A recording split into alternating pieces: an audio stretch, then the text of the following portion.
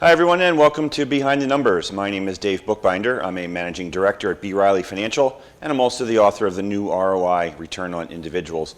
And this is the program where we dig deeper to understand what matters most in business. Today we're going to be talking about leadership with a business coach who specializes in emotional intelligence. Pleased to welcome Daniel Tolson. Daniel, welcome to Behind the Numbers. Dave, thank you for having me here. It's a true pleasure. Thank you. The pleasure is all ours. Why don't you tell the audience a little bit about who you are? My name is Daniel Tolson, and as a business coach, my clients come to me for three things, and they all start with the letter I. The first thing that they want is influence. The second thing is they want impact, and they also want income. When it comes to influence, they want to catapult their influence, and they want to be strong leaders in their community. When it comes to them wanting to make an impact, they don't want to wait 40 years to get the gold watch. They want it now. And when it comes to unleashing new income levels, they say they're not making enough money. And one of my clients recently said 5 billion isn't enough because at 5 billion I can only feed 1 million homeless people. So what they want from me is influence, impact and income. Gotcha. So where does emotional intelligence fit into that whole formula? Well, it probably precedes all of that. The emotional intelligence component comes before that. And that's really getting these business owners to understand why they think and feel the way that they do. Once they understand themselves intimately, then they can really define that influence that they want and how they're going to impact their communities. So it really sits before all of that. So let's talk about that, right? Everybody, I think, has seen or heard the concept emotional intelligence written about all over LinkedIn. And they may or may not know what that truly means. How do you define emotional intelligence, Daniel?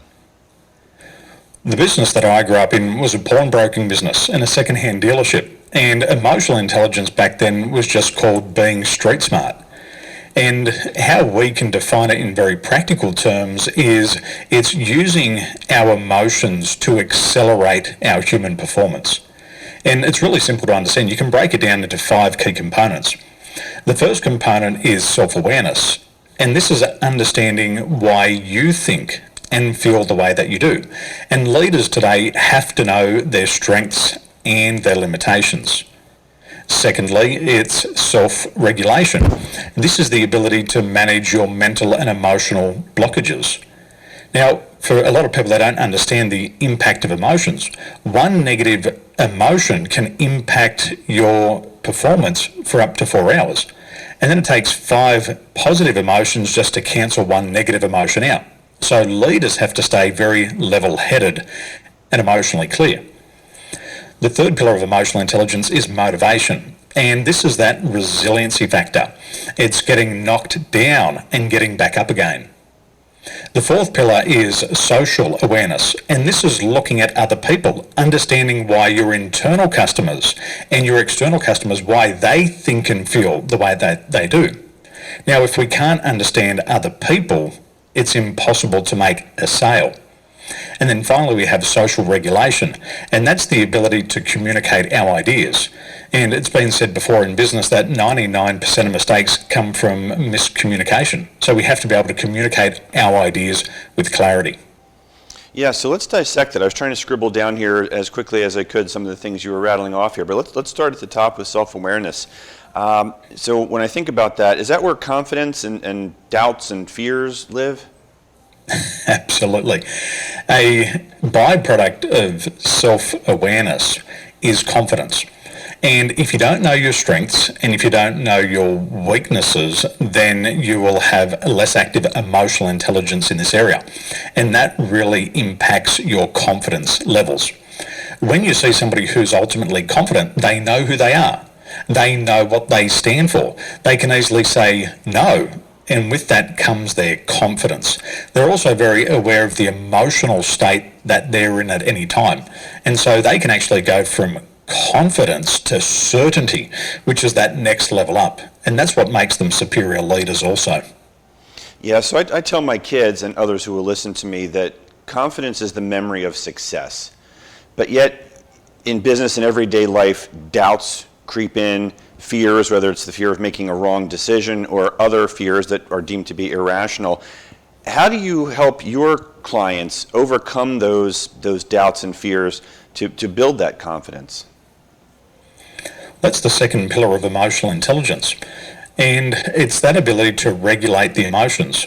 What we help our clients become aware of is their thought patterns. 95% of the thoughts that we have every day are habitual by nature, and we don't challenge them. We don't stop to think of them.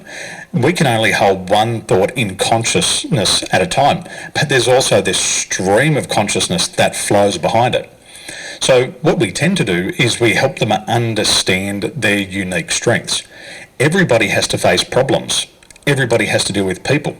Everybody has to deal with the pace of the environment. Everybody has to deal with policy. And the more intimately you understand how you face those, the easier it is to regulate those emotions. And there's 4 big fears that people have to learn to manage, especially leaders. First of all, leaders have to deal with the fear of being taken advantage of. The leader who can't deal with that won't delegate. Secondly, they've got to learn to deal with the fear of rejection. They have to make decisions that not everybody's going to agree with, but they still have to do it. Thirdly, they also have to manage their fear of losing their stability. They've got to make unpopular decisions, and they've got to move their team out of comfort zones consistently. And then fourthly, people are afraid of making mistakes. And in a lot of companies, people get punished for making mistakes. So they're very risk averse, but they still have to make a decision. Whether it be right or wrong, something's got to be done. And we're teaching them to understand how they deal and navigate through these key areas of emotions. Yeah, a lot of good stuff there, and man, I can't scribble fast enough and read my own handwriting here. But one of the things I want to talk about real quickly here is you talked about that stream of consciousness that's always flowing, and as you're saying that, I'm thinking that's sort of the unconscious mind and the program that runs in the background. And I know that in my experience in working with coaches, one of the things that we talk through is the demystifying of the limiting beliefs, the myth busting of those. Can you speak to how this whole subconscious talk track runs through your brain and how limiting beliefs are driving these other fears? It's a beautiful question. Hope I articulated it well. Our unconscious mind is the storehouse of all of our emotions. Everything that we've ever seen, smelt, touched, tasted, thought, all of those memories reside in the unconscious mind. And they're stored in a gestalt, and essentially a gestalt is a file of like-minded memories. So, for example, if you're going to a sales presentation and you start to think that you're going to hear the word no, all of a sudden you'll start to have an emotional response before you even go into the presentation. And as you think about all the other times you've heard no, it starts to bring up that fear of rejection. Now, the fascinating thing in business is we've got to present our ideas consistently, whether it be we're making a sale to a customer or we're trying to get our internal teams to buy into what we're doing. The average person has heard the word no 178,000 times before they were age 18. So when they're 40 or 50 and they're hearing a no in business, it brings up all of that junk from the past. And then their limiting beliefs start to slip in. They say to themselves, am I good enough? Do I know enough? Am I old enough? Am I experienced enough? And that's when those self-doubts follow through. So how I define self-limiting beliefs are the BS stories. We keep telling ourselves why we can't have what we want. And so the negative emotions, the limiting beliefs, the doubts, they all circle around together and they reside in the unconscious mind. And that's the confusing part because they're invisible and you can't see them, but they have a real world impact on your feelings and your results. Yeah, that's what I've learned. And we'll try to unpack that just a little bit more here in a bit, but we've got about 5 minutes to go in this segment. And I just want to, before we get into another topic here, ask you to tell the audience how they can reach out to you if they want to learn more about you or get involved in one of your programs. The best way to reach me is reach out personally via email. My email address is daniel@danieltolson.com. And I read a book, it was written thousands of years ago, and it's called the Bible. And it says, if you knock, the door will open. So if you send me an email, I can communicate to you. And remember, in business, asking for help is not a weakness. It's a sign of strength. So you can write to me, daniel@danieltolson.com, or you can visit my website, which is danieltolson.com. Awesome. So we've got just about 2 or 3 minutes to go in this first segment, Daniel, but I was hoping maybe you might be able to provide some actionable advice on the topic of overcoming some of those limiting beliefs and fears. If somebody's walking into that sales meeting that you just alluded to and they're afraid of hearing the word no, what would you tell them before they walk into the door? The first thing you got to do is you got to get clarity on your outcome, and you have to be able to say it how you want it. So say it how you want it. If you want to close the deal, say to yourself, I'm going to close the deal. And what happens is where attention goes, your energy flows. So you've got to focus on what you want. Your thoughts influence 95% of your feelings. So understand what you want. Secondly, take action. Don't delay, don't procrastinate, walk straight into that room. And then thirdly, have behavioural flexibility. Understand that emotions are going to influence what you do, but keep moving forward despite of those emotions. And if we just keep doing that thing we fear, we will overcome that. The death of fear is certain. So first of all, understand what you want. Say it how you want it. Act on it immediately, and then have that behavioural flexibility to keep moving forward whilst you're feeling those emotions. So is that equivalent to the act as if or fake it till you make it, or is there something else that you would call it? Well, I'd say belief makes the actual fact. And if you believe you're going to be successful, that will come true for you. And we have to control those thoughts. And the interesting thing about the stream of consciousness, we can substitute our thoughts at any given time. And you can only ever substitute a negative belief for an empowering belief. And so what you do is you just say it how you want it, and that quickly changes the emotional feeling within the body.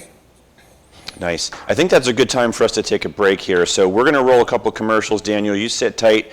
You folks watching and listening, don't go anywhere. We'll be right back after this quick break with Daniel Tolson. My gifts are from the real because I always feel very confident in what I get. I know it's been authenticated. The thrill of the hunt. They have things I never thought I'd see again. Gonna relish the gifts and the smiles. Top designers, up to 90% off retail. All I want for Christmas is Gucci, Louis Vuitton, Hermes, Prada, Rolex, Cartier. Real stuff at a really good price. Unwrap the unexpected with The Real. Shop over 10,000 new arrivals daily. Get 20% off at The Real. Terms apply.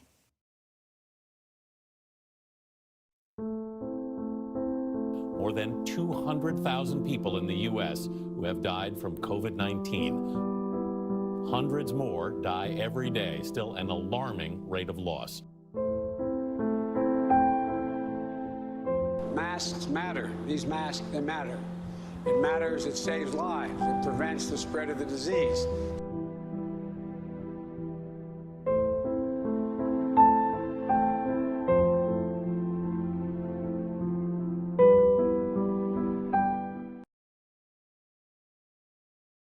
Dad, are you sure you're up to host? Yeah. We want to keep it the way it always was, right?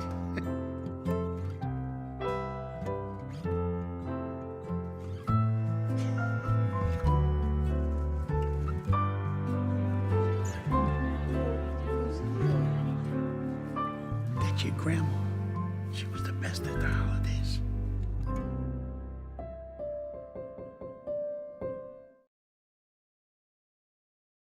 Once upon a time, there was a reindeer named Tiptoe, and everyone just knew Tiptoe could fly. Shouldn't you be getting ready for your flying test? It's nearly Christmas! Me? Fly? Maybe next year. Everyone, that is, except Tiptoe. She's just scared. But flying is awesome! I flew once in an airplane. Wait, that's it. They gave us snacks and earphones. I watched like 10 movies.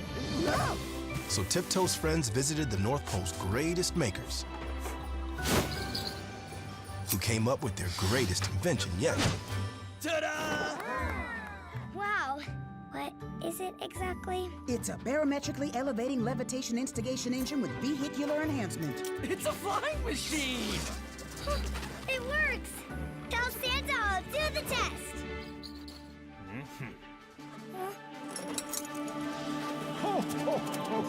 Whoa!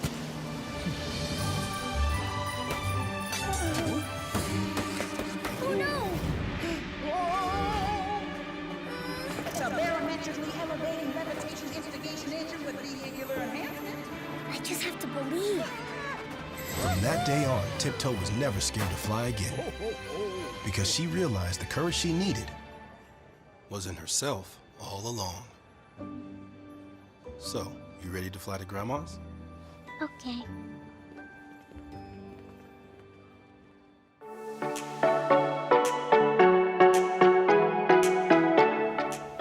And welcome back to Behind the Numbers. I'm Dave Bookbinder, and today we're talking about leadership and emotional intelligence with Daniel Tolson. Daniel, welcome back for the second segment of Behind the Numbers. A lot of good stuff covered there in the first round. And It's been a lot of fun. I want to continue. As I told you in our break, I wish I had like 3 hours to have you on this program, but I want to try and squeeze as much as I can in. And you mentioned something in the first segment that resonated, and I wrote down the word comfort zone. And a lot of us tend to get into a comfort zone and not necessarily push through challenges and opportunities. So can you speak to the comfort zone dilemma and how we can break out of it? The comfort zone is the biggest enemy to success. And humans are creatures of habits. They create positive habits, and those positive habits become the comfort zone. And then they reset goals, and everything they want is now outside of the comfort zone. And at that stage, they have to reinvent themselves. And when they reinvent themselves, they've got to face all those fears at a higher level. So, for example, you might want to become a public speaker, or you might want to address a bigger audience. You might have solved the fear of rejection speaking 1 to 10 people, but now you want to influence and impact thousands of lives. You've got to deal with the fear of rejection now on scale, and it might be dealing with it at 1,000 people at a time. Now, the interesting thing about the comfort zone is we start to feel the impact of the comfort zone as soon as we start to move out by about 10%.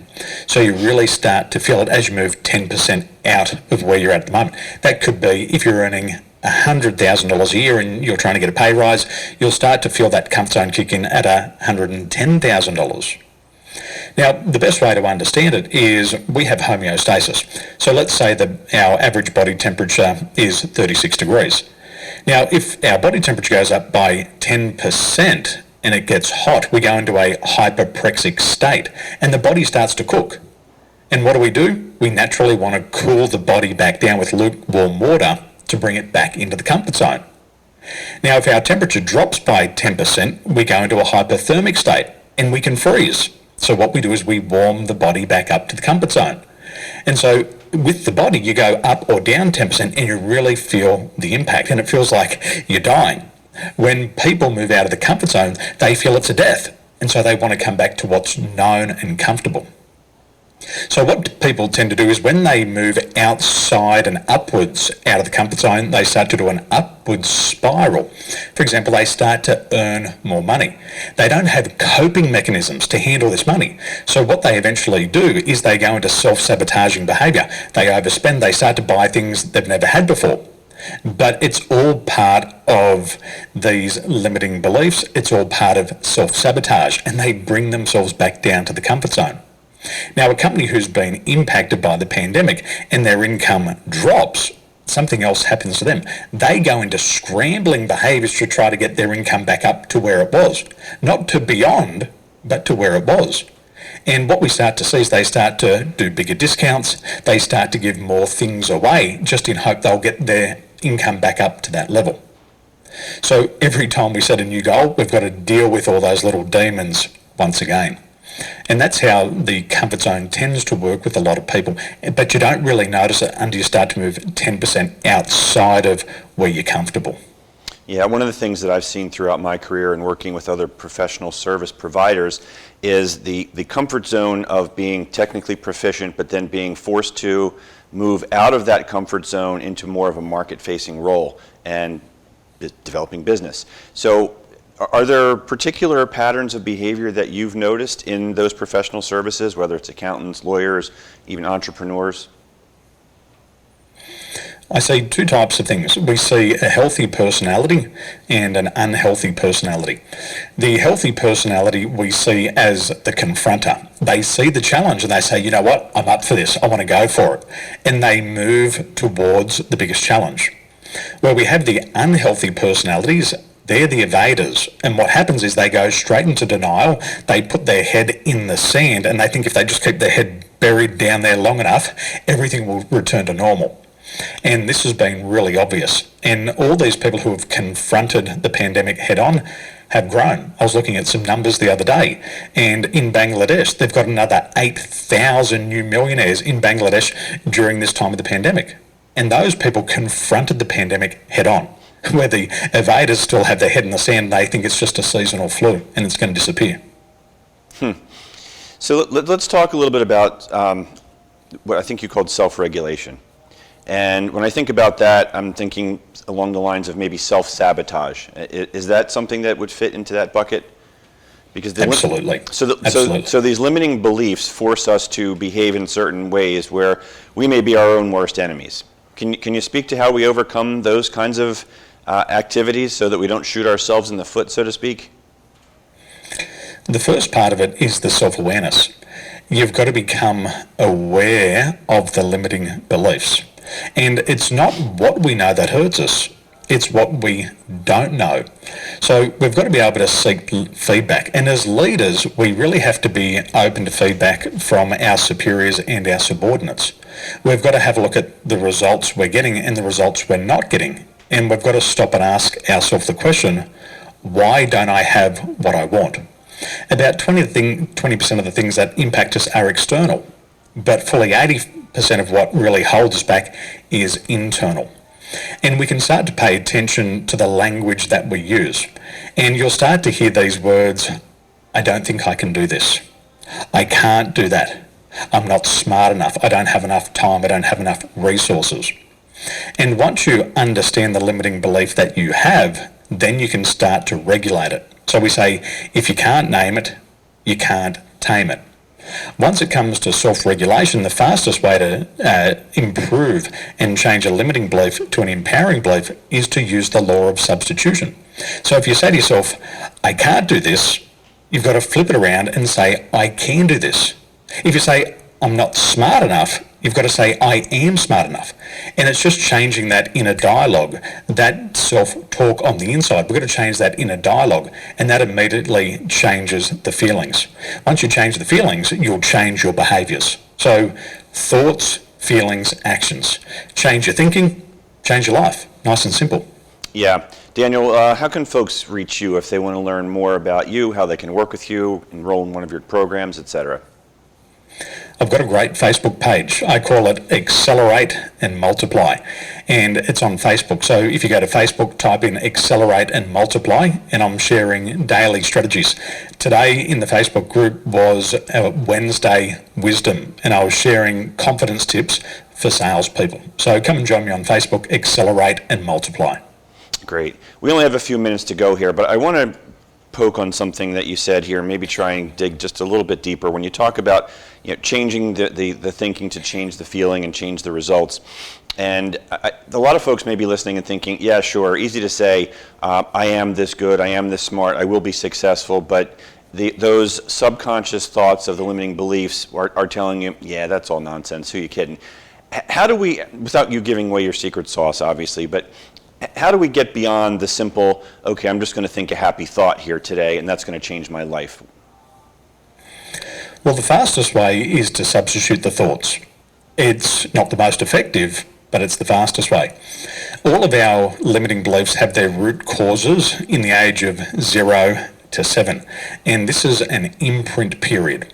And this is where we start to have our values and beliefs imprinted upon us from our parents, from our teachers.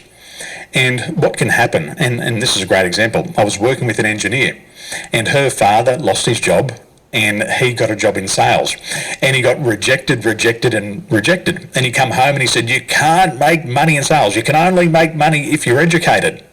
And that was the start of the limiting beliefs. So unconsciously for this engineer's whole life, she thought you can't make any money being a salesperson. So the moment that she got into sales, when she was about 45, she was wrestling with this inner belief that I can't make money. So yes, you can substitute the thoughts immediately and you can have a band-aid solution. But if you want to deal with the root cause, you've got to discover where they actually come from. And with today's technology, and when I'm talking about technology, I'm talking about the technology of the mind. You can actually let go of a limiting belief that's been holding you back for your entire life in under 8 minutes. We know how to do it. It happens fast. And the beautiful part about working with the root cause, you don't have to worry about substituting the thoughts in the future because you've changed the basis of your personality. You've changed your memories. And then what happens is you start to create a new and dynamic personality. So you can change the program in 8 minutes. That's fantastic. That's fast. For 80% of the population, they can do it in under 8 minutes. For 98% of the population, less than 10 minutes. That's Super awesome. fast. That is awesome.